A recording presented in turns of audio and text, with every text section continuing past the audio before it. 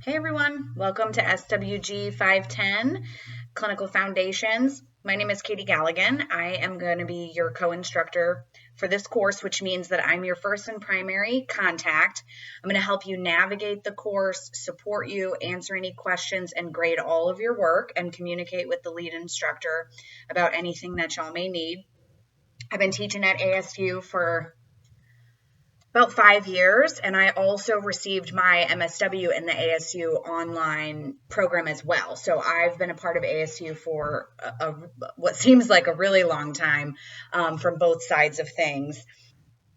And so I just want to orient you all on some standards and expectations. So grad school, self-directed program, fast-paced.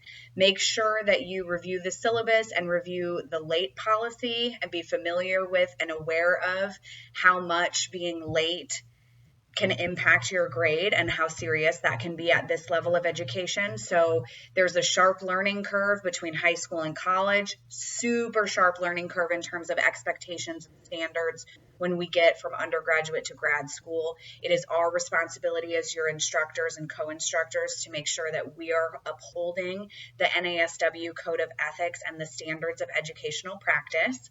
We take that very seriously because after you all are done with this educational journey that you're on, you will go out into the community and be social workers, and you will have a massive amount of responsibility to uphold these standards so as not to do psychological harm or contribute to systems of oppression, which is what we fight against, right? And that's never been more important in our nation's history.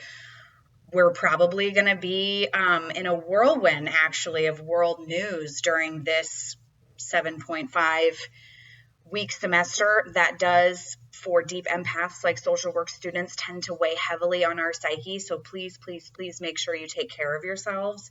I am going to be talking quite a bit in our weekly announcements about mindfulness, self-care. You're going to work on a sustainability plan as one of your first assignments for this course, and take it seriously. Engage in some hardcore critical thinking skills, because you will have to figure out a way to be your empathetic selves, manage life, and manage the amount of emotional turmoil that can sometimes come with, and crises that come with, being a social worker. So ways to contact me, I will put I will put in text in this announcement. I respond to all communications within 24 to 48 hours. It's really closer to 24 hours because, for better or for worse, I'm glued to my phone. However, the best way to communicate with me if you need a response within 24 hours is ASU email. If you want a response sooner, I will give you my personal email. That comes straight to my cell phone. And as a social worker, I'm a home health community-based social worker. That means that I'm going a million miles a minute all day, every day, in and out of people's houses, in and out of my car. And Monday through Friday, 8 to 5 are my hours typically. Now, there's some variability in there. So that means that if you email me in the middle of the day, I may look at my phone and not be able to respond to it. And so I will leave also my number to text me, because if you ever email me and I don't respond within 24 hours, it's because I looked at it during the workday and forgot, and you can feel free to text me. You can also text me if there is an urgent matter. Life happens. Unfortunately, people die, marriages dissolve, children get sick. Very serious things can happen, and that, grad school doesn't negate those life things. So while we uphold you to the highest standards that we can, we also understand that life happens and you're human. So I ask to talk to me.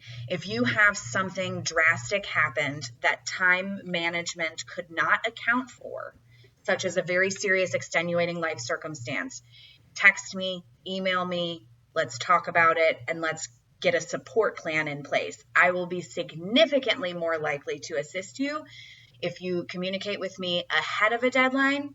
If you miss a deadline and then I reach out to you and then you disclose to me said life events, I will be less likely. Here's why. We need to be engaged in professional communication, and even though sometimes asking for assistance is challenging, we need to model that for our clients, right? So let's practice communicating with each other and using those skills now. I'm going to put some reminders about assignments and ways to contact me, and I'm an email away. Please do not hesitate to reach out to me. I'm here to support y'all, and I look forward to supporting you and learning with you this semester.